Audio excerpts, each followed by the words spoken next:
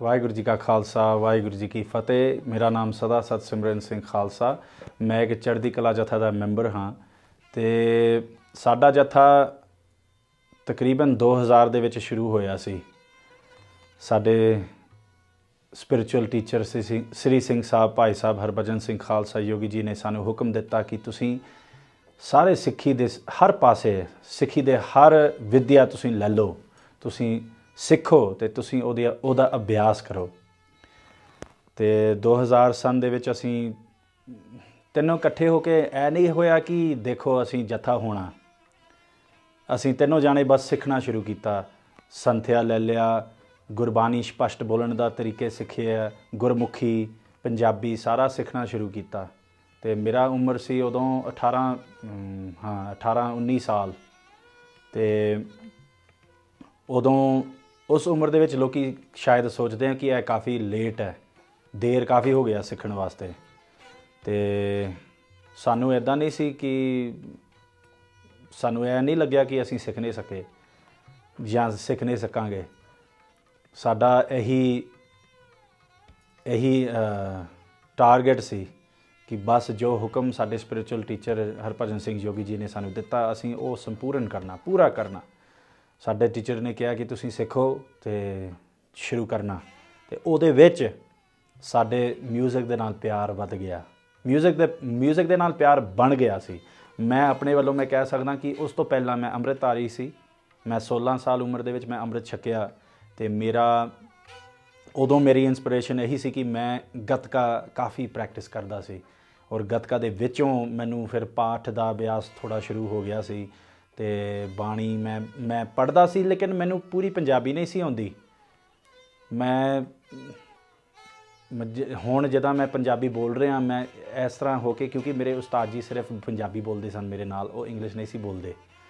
सो सानू जल्दी सीखना पिया। जे असीं राग सीखना तो फिर पंजाबी स्पष्ट बोलना पड़ेगा। ए हालत सी।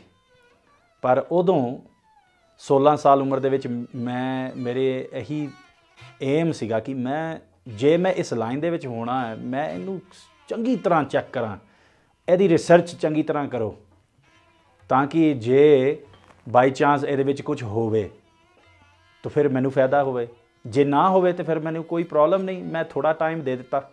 जे एक सबजैक्ट दे विच थोड़ा टाइम दे दीए फिर ओहदी चंगियाई तुसीं लै सकदे हो तो फिर क्या बात, कोई गल नहीं। चलो ਉਹਦੇ थ्रू योगी जी ने मैनू हुक्म दिता सी कि तुसीं मीरी पीरी अकैडमी दे विचों होण तो बाद तुसीं वापस चले जाओ इंडिया ते तुसीं टीचरां मिलो ते सारी इहदी विद्या सारे ज्ञान जो सिख धर्म दे विच हैगे आ तुसीं वो सिखो। सो मैं ट्राई कीता सी, मतलब इन्नी डूंगी समुंदर है, इन्ना डूंगा समुंदर है कि सारा कोई नहीं लै सकदा, पर बूंदियां बूंदियां तो लै सकते हैं आपां। सो मैनू एक बहुत वधिया उस्ताद मिल गया शुरुआत दे विच, भाई रवेल सिंह जी, जिहड़े अंमृतसर वाले जिहड़े सारे तकरीबन सारे रागी सिंघां नूं सिखाउंदे आ। वो मैनू अपना एक स्टूडेंट ले लिया, मैनू बनाया अपना स्टूडेंट, तो फिर मैं उन्हां कोलों सीखण जाना शुरू किया। और मैनू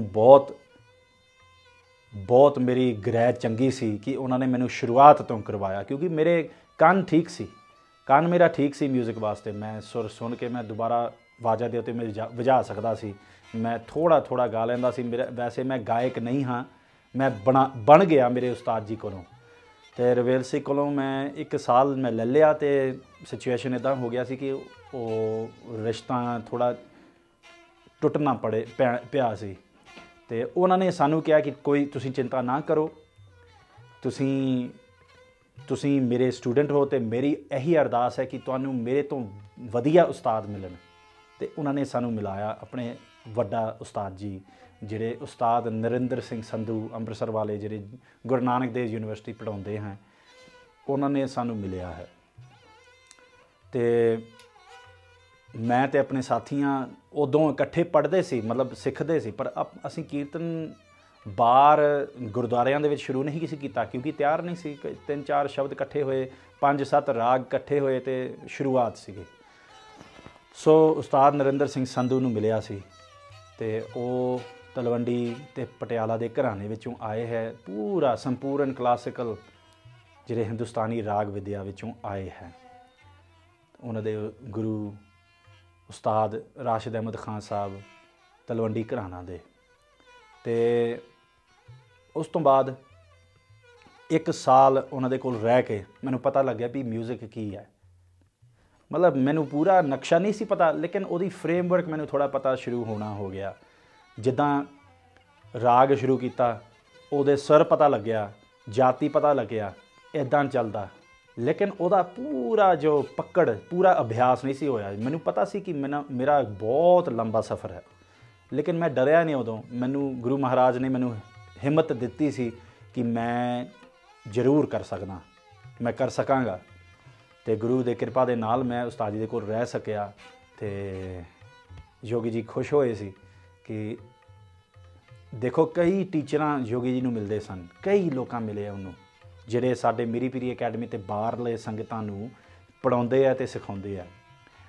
ਕਈਆਂ ਨੂੰ ਮਿਲਾਇਆ ਅਤੇ ਯੋਗੀ ਜੀ ਹਮੇਸ਼ਾ ਉਹਨੂੰ ਦੇਖ ਕੇ ਕਹਿੰਦੇ ਸਨ ਕਿ ਦੇਖੋ ਆਪਾਂ ਦੇਖਦੇ ਹਾਂ ਇਹ ਕੀ ਕਰਦਾ, ਇਹ ਸਿਖਾਏਗਾ ਕਿ ਇਹ ਲੈਣ ਵਾਸਤੇ ਆਏ ਹਾਂ, ਦੇਖਾਂਗੇ। ਮੈਂ ਜਦੋਂ ਆਪਣੇ ਉਸਤਾਦ ਜੀ ਨੂੰ ਯੋਗੀ ਜੀ ਨੂੰ ਮਿਲਾਇਆ ਸੀ ਅਨੰਦਪੁਰ ਸਾਹਿਬ ਵਿਖੇ, ਯੋਗੀ ਜੀ ਦੇ ਆਪਣੇ ਘਰ ਬਣੀ ਪਿੰਡ, ਉੱਥੇ ਉਸਤਾਦ ਜੀ ਅਤੇ ਯੋਗੀ ਜੀ ਦੇ ਮੇਲ ਮਿਲਾਪ ਹੋਇਆ ਸੀ। ਅਤੇ ਉਸਤਾਦ ਜੀ ਬਹੁਤ ਖੁਸ਼ ਹੋਏ ਸੀ, ਕਿਉਂਕਿ ਯੋਗੀ ਜੀ ਨੂੰ ਮਿਲ ਕੇ ਮਤਲਬ ਇਸ ਤਰ੍ਹਾਂ ਦੇ ਲੋਕਾਂ ਸੰਤਾਂ ਦੇ ਸੰਗਤ ਕਰਕੇ ਨਾ ਮਨ ਪ੍ਰਸੰਨ ਹੁੰਦਾ। ਅਤੇ ਯੋਗੀ ਜੀ ਉਸਤਾਦ ਜੀ ਨੂੰ ਦੇਖ ਕੇ ਇੱਕ ਪਲ ਦੇ ਵਿੱਚ ਉਸਤਾਦ ਜੀ ਨੂੰ ਦੇਖ ਕੇ ਯੋਗੀ ਜੀ ਨੇ ਕਿਹਾ, ਹਾਂ ਇਹ ਤੁਹਾਨੂੰ ਸਿਖਾ ਰਿਹਾ। ਉਸ ਤੋਂ ਬਾਅਦ ਸਾਨੂੰ ਪਤਾ ਲੱਗਿਆ ਵੀ ਇਹ ਉਸਤਾਦ ਜੀ ਸਾਡਾ ਉਸਤਾਦ ਹੈ। ਅਸੀਂ ਕੋਈ ਮਤਲਬ ਰੁਕ ਕੇ ਨਹੀਂ ਚੱਲਣਾ, ਇਹਨਾਂ ਦੇ ਨਾਲ ਸੰਪੂਰਨ ਚੱਲਣਾ। ਮਤਲਬ ਸਾਡੇ ਸਪਿਰਿਚੁਅਲ ਟੀਚਰ ਯੋਗੀ ਜੀ ਨੇ ਸਾਨੂੰ ਆਗਿਆ ਦਿੱਤਾ ਕਿ ਤੁਸੀਂ ਉਹਨਾਂ ਕੋਲ ਸਿੱਖੋ। ਫਿਰ ਉਸਤਾਦ ਜੀ ਅਤੇ ਯੋਗੀ ਜੀ ਆਪਸ ਦੇ ਵਿੱਚ ਗੱਲਬਾਤਾਂ ਹੋਈਆਂ ਸੀ। ਯੋਗੀ ਜੀ ਨੇ ਉਹਨਾਂ ਨੂੰ ਆਖਿਆ ਕਿ ਜਦੋਂ ਤੁਸੀਂ ਸਿਖਾਉਂਦੇ ਹੋ ਤੁਸੀਂ ਆਵਾਜ਼ ਦਿਓ ਅਤੇ ਇੱਕ ਡੰਡਾ ਰੱਖ ਲਓ, ਤਾਂ ਕਿ ਜੇ ਮੁੰਡੇ ਕੋਈ ਗਲਤੀ ਕਰੇ ਤਾਂ ਉਹਨਾਂ ਦੇ ਸਿਰ 'ਤੇ ਠੋਕ ਮਾਰ। ਪਰ ਉਸਤਾਦ ਜੀ ਅਸੀਂ ਬਾਰ-ਬਾਰ ਡੰਡਾ ਲਿਆ ਕੇ ਸਾਹਮਣੇ ਰੱਖਦਾ ਸੀ, ਪਰ ਉਸਤਾਦ ਜੀ ਕਦੇ ਨਹੀਂ ਫੜਿਆ। ਉਹ ਕਹਿੰਦੇ ਤੈਨੂੰ ਨਹੀਂ ਪਤਾ ਮੇਰਾ ਡੰਡਾ ਕੀ ਹੈ। ਅਤੇ ਬਾਅਦ ਵਿੱਚ ਸਾਨੂੰ ਪਤਾ ਲੱਗਿਆ ਕਿਸ ਤਰ੍ਹਾਂ ਦੀ ਝਿੜਕਾਂ ਮਿਲਦੀਆਂ ਅਤੇ ਕਿਸ ਤਰ੍ਹਾਂ ਦੀ ਸਜਾਈ ਅਤੇ ਸਜਾਵਟ ਜਿਸ ਤਰ੍ਹਾਂ ਹੁੰਦੀ ਹੈ, ਜਿਸ ਤਰ੍ਹਾਂ ਗੁਰੂ ਲੋਕ ਆਪਣੇ ਸ਼ੀਸ਼ਿਆਂ ਨੂੰ ਸਹੀ ਰਸਤਾ 'ਤੇ ਲਗਾ ਦਿੰਦੇ ਆ। ਸੋ ਉਹਦੇ ਵਿੱਚੋਂ ਹੋ ਕੇ ਉਸਤਾਦ ਜੀ ਦੇ ਕੋਲ ਹੋ ਕੇ, ਉਸਤਾਦ ਨਰਿੰਦਰ ਸਿੰਘ ਸੰਧੂ ਦੇ ਕੋਲ ਹੋ ਕੇ ਅਸੀਂ ਤਿੰਨੋਂ ਜਾਣੇ, ਮੈਂ ਸਦਾ ਸਤਸਿਮਰਨ ਸਿੰਘ ਖਾਲਸਾ, ਮੇਰੇ ਸਾਥੀ ਜਿਹੜੇ ਨਾਲ ਗਾਉਂਦੇ ਆ ਜਗਤ ਗੁਰੂ ਸਿੰਘ ਖਾਲਸਾ ਅਤੇ ਤਬਲੇ ਵਾਲੇ ਹਰਮੰਦਰ ਜੋਤ ਸਿੰਘ ਖਾਲਸਾ, ਅਸੀਂ ਤਿੰਨੋਂ ਇਕੱਠੇ ਹੋ ਕੇ ਉਸਤਾਦ ਜੀ ਕਈ ਵਾਰੀ ਸਾਨੂੰ 2:30 ਵਜੇ ਤੋਂ ਲੈ ਕੇ 7 ਵਜੇ ਤੱਕ ਸਵੇਰੇ ਤੜਕੇ ਰਿਆਜ਼ ਕਰਾਉਂਦੇ ਸਨ ਮੀਰੀ ਪੀਰੀ ਅਕੈਡਮੀ ਦੇ ਜ਼ਮੀਨ ਦੇ ਉੱਤੇ। ਅਤੇ ਅਸੀਂ ਕਈ ਸਾਲ ਇਸ ਤਰ੍ਹਾਂ ਬੀਤਿਆ ਉਹਨਾਂ ਦੇ ਕੋਲ ਸਿੱਖ ਕੇ, ਸਵੇਰੇ ਇੰਨੇ ਘੰਟੇ ਅਤੇ ਸ਼ਾਮ ਨੂੰ ਵੀ, ਅਤੇ ਦਿਨੇ ਅਸੀਂ ਬੰਦਿਸ਼ਾਂ ਦੇ ਰਿਆਜ਼ ਕਰਦੇ ਸੀ। ਅਤੇ ਅਲੰਕਾਰੀਆਂ ਸਾਰੇ ਜਿੱਦਾਂ ਮਿਊਜ਼ਿਕ ਦੇ ਵਿੱਚ ਜਿੰਨਾ ਅਭਿਆਸ ਕਰਨਾ ਪੈਂਦਾ, ਜਿੰਨਾ ਰਿਆਜ਼ ਕਰਨਾ ਪੈਂਦਾ, ਉਹ ਅਸੀਂ ਲਗਾਇਆ। ਸਾਡਾ ਤਕਰੀਬਨ ਰਿਆਜ਼ 8 ਤੋਂ 10 ਘੰਟੇ ਲੱਗਿਆ ਸੀ ਹਰ ਰੋਜ਼, ਅਤੇ ਇੱਦਾਂ ਚੱਲਣਾ ਸ਼ੁਰੂ ਹੋ ਗਿਆ। ਅਤੇ ਥੋੜ੍ਹੇ ਦੇਰ ਬਾਅਦ ਮੈਨੂੰ ਪਤਾ ਲੱਗਿਆ ਕਿ ਮੇਰੇ ਆਵਾਜ਼ ਦੇ ਵਿੱਚ ਮਿਠਾਸ ਆ ਰਿਹਾ ਹੈ, ਕਿਉਂਕਿ ਪਹਿਲਾਂ ਮੈਂ ਸ਼ਸਤਰ ਵਿਦਿਆ ਅਤੇ ਗੱਤਕਾ ਦੇ ਵਿੱਚ ਮੈਂ ਜ਼ਿਆਦਾ ਡੁੱਬਿਆ ਸੀ। ਸੋ ਮੇਰਾ ਵੀਰ ਰਸ, ਸ਼ਕਤੀਪਨ ਜ਼ਿਆਦਾ ਹੋ ਗਿਆ ਸੀ, ਅਤੇ ਮੇਰਾ ਮਿਠਾਸ ਔਰ ਪਿਆਰਪਨ ਔਰ ਇਸ ਤਰ੍ਹਾਂ ਦੀ ਰਸਾਂ ਨਹੀਂ ਆਈਆਂ ਸੀ। ਅਤੇ ਉਸਤਾਦ ਜੀ ਬਹੁਤ ਮਿਹਨਤ ਕਰਕੇ ਬਹੁਤ ਸੰਜਮ ਰੱਖਿਆ, ਕਿਉਂਕਿ ਪਹਿਲੀ ਗੱਲ ਸੀ ਕਿ ਅਸੀਂ ਗੋਰੇ ਹਾਂ, ਅਸੀਂ ਅਮਰੀਕਨ, ਸਾਡਾ ਹਉਮੈ ਕਿੰਨਾ ਵੱਡਾ, ਜਨਮ ਤੋਂ ਜਿਹੜੇ ਗੋਰੇ ਲੋਕ ਹੈਗੇ ਆ ਉਹਨਾਂ ਦੇ ਕਿੱਦਾਂ ਦਾ ਹਉਮੈ ਨਿਕਲਦਾ। ਦੂਸਰੀ ਗੱਲ ਹੈ ਵੀ ਸਾਨੂੰ ਇੱਕ ਸ਼ਾਇਦ 2 ਲਫ਼ਜ਼ ਪੰਜਾਬੀ ਦੀ ਆਉਂਦੀ ਸੀ, ਅਤੇ ਬਾਅਦ ਵਿੱਚ ਉਹਨੇ ਸਿਰਫ ਪੰਜਾਬੀ ਬੋਲ ਕੇ, ਅਤੇ ਕਿੰਨਾ ਮੁਸ਼ਕਿਲ ਹੈ, ਸਾਨੂੰ ਨਾਲ ਪੰਜਾਬੀ ਸਿਖਾਇਆ, ਨਾਲ ਰਾਗ ਵੀ ਸਿਖਾਇਆ, ਦੋਨੋਂ ਇੱਕ ਜ਼ਿੰਦਗੀ ਲੱਗਦੇ ਆ ਸਿੱਖਣ ਵਾਸਤੇ। ਅਤੇ ਤੀਸਰੀ ਗੱਲ ਹੈ ਕਿ ਸ਼ਾਇਦ 2002 ਦੇ ਵਿੱਚ ਅਸੀਂ ਬਾਹਰ ਕੀਰਤਨ ਕਰਨਾ, ਜਾਂ 2001 ਦੇ ਵਿੱਚ ਬਾਹਰ ਕੀਰਤਨ ਕਰਨਾ ਸ਼ੁਰੂ ਕੀਤਾ ਸੀ। ਤੇ ਉਸਤਾਦ ਜੀ ਕਹਿੰਦੇ ਤੁਸੀਂ ਰਿਆਜ਼ ਕਰੋ, ਕੀਰਤਨ ਬਾਹਰਲੇ ਪਾਸੇ ਜਾਣ ਤੋਂ ਪਹਿਲਾਂ ਤੁਸੀਂ ਥੋੜ੍ਹਾ ਰਿਆਜ਼ ਕਰੋ, ਤਿਆਰ ਹੋਵੋ, ਤੁਸੀਂ ਹਾਲੇ ਤਿਆਰ ਨਹੀਂ ਆ। ਪਰ ਅਸੀਂ ਮੰਨਿਆ ਨਹੀਂ। ਯੋਗੀ ਜੀ ਸਾਨੂੰ ਕਹਿੰਦੇ ਸੀ ਕਿ ਸੇਵਾ ਕਰਨਾ ਹੈ, ਸੋ ਅਸੀਂ ਕੀਤੀ ਸੀ। ਤੇ ਕੋਈ ਗੱਲ ਨਹੀਂ, ਉਸਤਾਦ ਜੀ ਬਰਦਾਸ਼ਤ ਕੀਤੀ ਸੀ। ਉਸ ਸਮੇਂ ਦੇ ਵਿੱਚ ਸ਼ਾਇਦ ਉਹਨਾਂ ਦੀ ਬਦਨਾਮੀ ਹੋਈ ਹੈ, ਲੇਕਿਨ ਅਸੀਂ ਹਟਿਆ ਨਹੀਂ ਰਸਤਾ ਤੋਂ। ਸੋ ਉਸਤਾਦ ਜੀ ਦੀ ਕਿਰਪਾ ਦੇ ਨਾਲ ਅਸੀਂ ਫਿਰ ਸ਼ੁਰੂਆਤ ਦੇ ਵਿੱਚ ਇਹ ਨਹੀਂ ਹੈ ਕਿ ਹਰਮੰਦਰ ਹਮੇਸ਼ਾ ਤਬਲਾ 'ਤੇ ਬੈਠੇ ਸੀ ਅਤੇ ਮੈਂ ਹਮੇਸ਼ਾ ਸੈਂਟਰ ਵਿੱਚ ਬੈਠਾ ਸੀ ਅਤੇ ਜਗਤ ਗੁਰੂ ਸਿੰਘ ਹਮੇਸ਼ਾ ਸਾਈਡ 'ਤੇ ਬੈਠੇ ਸਨ। ਇੱਦਾਂ ਨਹੀਂ ਸੀ। ਕਦੀ ਕਦੀ ਮੈਂ ਤਬਲਾ ਦੇ ਉੱਤੇ ਬੈਠਦਾ ਸੀ, ਕਦੀ ਕਦੀ ਜਗਤ ਗੁਰੂ ਸੈਂਟਰ ਦੇ ਵਿੱਚ, ਕਦੀ ਕਦੀ ਜਗਤ ਗੁਰੂ ਸਾਈਡ 'ਤੇ, ਕਦੀ ਕਦੀ ਹਰਮੰਦਰ ਜੋਤ ਸੈਂਟਰ ਵਿੱਚ, ਕਦੀ ਕਦੀ ਸਾਈਡ 'ਤੇ। ਅਤੇ ਹਮੇਸ਼ਾ ਹਰ ਅਸੀਂ ਤਿੰਨੋਂ ਜਾਣੇ ਹਰ ਜਗ੍ਹਾ 'ਤੇ ਬੈਠੇ ਅਤੇ ਉਹਦੇ ਐਕਸਪੀਰੀਅੰਸ ਲੈ ਲਿਆ। ਥੋੜ੍ਹਾ ਸਮਾਂ ਬਾਅਦ ਪਤਾ ਨਹੀਂ ਸਿਚੁਏਸ਼ਨ ਇੱਦਾਂ ਹੋਇਆ ਸੀ ਕਿ ਚਲੋ ਮੈਂ ਸੈਂਟਰ 'ਚ ਬੈਠਾਂਗਾ, ਹਰਮੰਦਰ ਜੋਤ ਸਭ ਤੋਂ ਵਧੀਆ ਤਬਲਾ ਵਜਾਉਂਦੇ ਸਨ, ਸੋ ਉਹ ਤਬਲਾ 'ਤੇ ਬੈਠ ਗਏ ਆ। ਅਤੇ ਜਗਤ ਗੁਰੂ ਸਭ ਤੋਂ ਮਿੱਠੇ ਅਲਾਪ ਲੈਂਦੇ ਸੀ, ਅਤੇ ਸੋ ਸਾਈਡ 'ਤੇ ਬੈਠੇ ਸੀ। ਇੱਦਾਂ ਸ਼ੁਰੂ ਹੋ ਗਿਆ ਸੀ। ਅਤੇ ਥੋੜ੍ਹੇ ਦੇਰ ਬਾਅਦ ਸਾਡਾ ਏਕਤਾ ਪੱਕ ਗਿਆ ਅਤੇ ਅਸੀਂ ਜੱਥਾ ਬਣ ਗਿਆ ਸੀ। ਸਾਡੀ ਇੱਛਾ ਸੀ ਕਿ ਸਾਡੀ ਇੱਛਾ ਹੈ ਕਿ ਅਸੀਂ ਹਰ ਪਾਸੇ ਫੈਲ ਸਕਦੇ ਹਾਂ, ਅਸੀਂ ਹਰ ਪਾਸੇ ਜਾ ਸਕਦੇ ਹਾਂ, ਲੇਕਿਨ ਸਿਚੁਏਸ਼ਨ ਸਾਡਾ ਇੱਦਾਂ ਨਹੀਂ ਹੈ। ਅਸੀਂ ਪ੍ਰੋਫੈਸ਼ਨਲ ਬੰਦਾ ਨਹੀਂ ਹੈ, ਅਸੀਂ ਸੇਵਾ ਵਾਸਤੇ ਕਰਦੇ ਹਾਂ। ਯੋਗੀ ਜੀ ਨੇ ਸਾਨੂੰ ਹੁਕਮ ਦਿੱਤਾ ਸੀ ਕਿ ਤੁਸੀਂ ਪ੍ਰੋਫੈਸ਼ਨਲ ਰਾਗੀ ਨਹੀਂ ਬਣਨਾ। ਸਾਨੂੰ ਰਾਗੀ ਵੀ ਨਹੀਂ ਕਿਹਾ, ਸਾਨੂੰ ਕਹੇ ਹੈ ਕਿ ਤੁਸੀਂ ਮੇਰੇ ਸਟੂਡੈਂਟ ਹੋ, ਤੁਸੀਂ ਇਹ ਜੋ ਸਪਿਰਿਚੁਅਲ ਜ਼ਿੰਦਗੀ ਤੁਸੀਂ ਇਹ ਫੈਲਾਉਣਾ, ਇਹ ਤੁਹਾਡੀ ਟਾਰਗੇਟ ਹੈ। ਜੋ ਸਿੱਖ ਧਰਮ ਦੀ ਸਿੱਖ ਧਰਮ ਦੇ ਵਿੱਚ ਹੈ, ਜੋ ਸਿੱਖ ਹੋ ਕੇ ਜਿਨ੍ਹਾਂ ਨੂੰ ਸਿੱਖ ਹੋ ਕੇ ਕੁਝ ਮਿਲਦਾ, ਉਹਨੂੰ ਪਤਾ ਹੈ। ਜਿਨ੍ਹਾਂ ਨੇ ਟਰਾਈ ਕੀਤਾ ਉਹਨਾਂ ਨੂੰ ਨਹੀਂ ਪਤਾ। ਅਤੇ ਉਸ ਕਰਕੇ ਉਹਨੇ ਕਿਹਾ ਕਿ ਤੁਸੀਂ ਇਸ ਸੇਵਾ ਵਾਸਤੇ ਕਰਨਾ, ਮਤਲਬ ਕਈ ਕਾਰਨ ਹੋਣਗੇ, ਮੈਨੂੰ ਪਤਾ ਹੈ। ਪਰ ਮੇਨ ਗੱਲ ਹੈ ਕਿ ਸਾਨੂੰ ਮਨਾ ਕੀਤਾ ਕਿ ਤੁਸੀਂ ਪ੍ਰੋਫੈਸ਼ਨਲ ਬਣਨਾ। ਅਸੀਂ ਕਦੀ ਪ੍ਰੋਫੈਸ਼ਨਲ ਬਣਨਾ ਨਹੀਂ ਸੀ ਚਾਹੁੰਦਾ।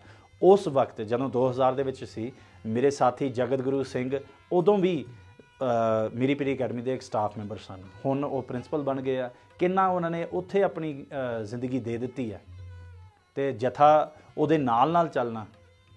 ਸੋ ਫੁੱਲ ਟਾਈਮ ਉਹਨਾਂ ਦਾ ਜੋਬ ਚੱਲ ਰਿਹਾ, 24 ਘੰਟੇ 7 ਦਿਨ। ਅਤੇ ਫਿਰ ਵਿੱਚ ਸਾਨੂੰ ਕਦੀ ਸੇਵਾ ਕਰਨ ਦਾ ਮੌਕਾ ਮਿਲਦਾ, ਅਤੇ ਇਸ ਤਰੀਕੇ ਦੇ ਨਾਲ ਅਸੀਂ ਚੱਲਣਾ ਸ਼ੁਰੂ ਕੀਤਾ। ਮੇਰੇ ਦੂਸਰੇ ਸਾਥੀ ਹਰਮੰਦਰ ਜੋਤ ਸਿੰਘ, ਉਹਨਾਂ ਦਾ ਆਪਣਾ ਬਿਜ਼ਨਸ ਸੀ ਪਹਿਲਾਂ, ਆਪਣੇ ਫਾਦਰ ਸਾਹਿਬ ਦੇ ਨਾਲ ਉਹਨਾਂ ਦੇ ਆਪਣੇ ਇੰਟਰਨੈਸ਼ਨਲ ਬਿਜ਼ਨਸ ਸੀ, ਉਹ ਬੰਦ ਹੋ ਗਿਆ। ਹੁਣ ਦੂਸਰੇ ਪਾਸੇ ਉਹ ਅਕਾਲ ਸਿਕਿਉਰਿਟੀ ਦੇ ਇੱਕ ਨੌਕਰੀ ਕਰ ਲਈ। ਹੁਣ ਉਹ ਵੀ ਮੀਰੀ ਪੀਰੀ ਅਕੈਡਮੀ ਦੇ ਨਾਲ ਜੁੜ ਗਏ ਆ, ਅਤੇ ਬਹੁਤ ਚੰਗਾ ਹੋ ਗਿਆ ਜੁੜ ਗਏ, ਕਿਉਂਕਿ ਹੁਣ ਹੋਰ ਸੇਵਾ ਵੀ ਕਰ ਸਕਣਗੇ। ਅਤੇ ਮੇਰਾ ਆਪਣਾ ਵੀ ਬਿਜ਼ਨਸ ਹੈ, ਅਤੇ ਉਹ ਜਦੋਂ ਅਸੀਂ ਕੀਰਤਨ ਨਹੀਂ ਕਰ ਰਹੇ ਹਾਂ, ਅਸੀਂ ਉਹ ਕਰ ਰਹੇ ਹਾਂ। ਅਤੇ ਕਈ ਵਾਰੀ ਸਾਡਾ ਕੰਮ ਲੱਗਦਾ ਸ਼ਾਇਦ 6 ਵਜੇ ਸਵੇਰੇ ਤੋਂ ਲੈ ਕਰ 12 ਵਜੇ ਰਾਤੀ ਤੱਕ, ਇੰਨਾ ਟਾਈਮ ਸਾਨੂੰ ਲੱਗਦਾ। ਅਤੇ ਅਸੀਂ ਚਾਹੁੰਦੇ ਹਾਂ ਵੀ ਹੋਰ ਸੇਵਾ ਕਰ ਸਕਣ, ਪਰ ਕਾਫੀ ਸਾਧਨਾ ਕਰਨਾ ਪਏਗਾ ਉਸ ਤੋਂ ਪਹਿਲਾਂ, ਅਤੇ ਕਾਫੀ ਟਾਈਮ ਕੱਢਣਾ ਪਏਗਾ।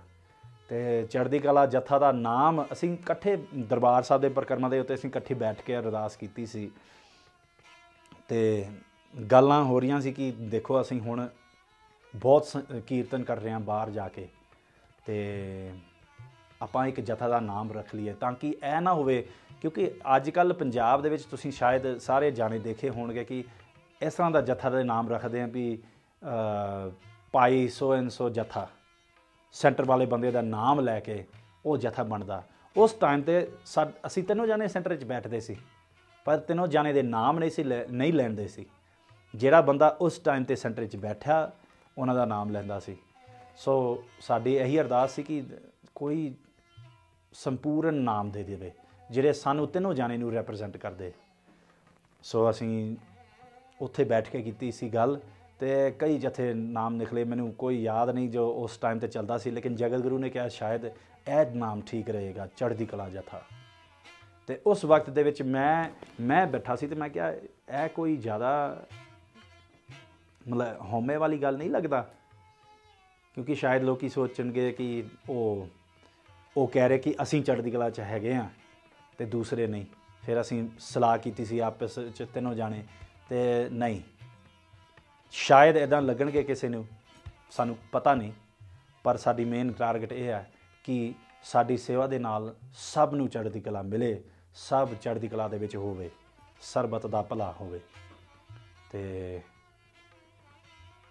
ਫਿਰ ਅਸੀਂ ਸ੍ਰੀ ਸਿੰਘ ਸਾਹਿਬ ਨੂੰ ਫੋਨ ਕੀਤਾ ਸੀ ਤੇ ਅਸੀਂ ਪੁੱਛਿਆ ਸੀ ਕਿ ਇਹ ਨਾਮ ਚੱਲੇਗਾ, ਤੇ ਬਹੁਤ ਖੁਸ਼ ਹੋਏ ਸੀ। ਕਹਿੰਦੇ ਹਾਂ ਜ਼ਰੂਰ, ਇਹ ਤੁਹਾਡਾ ਪੱਕਾ ਨਾਮ ਹੋ ਗਿਆ, ਤੇ ਤੁਸੀਂ ਹੁਣ ਕਦੀ ਵੀ ਤੁਸੀਂ ਵਿਛੜੇ ਨਹੀਂ ਹੋ ਸਕਦੇ, ਤੁਸੀਂ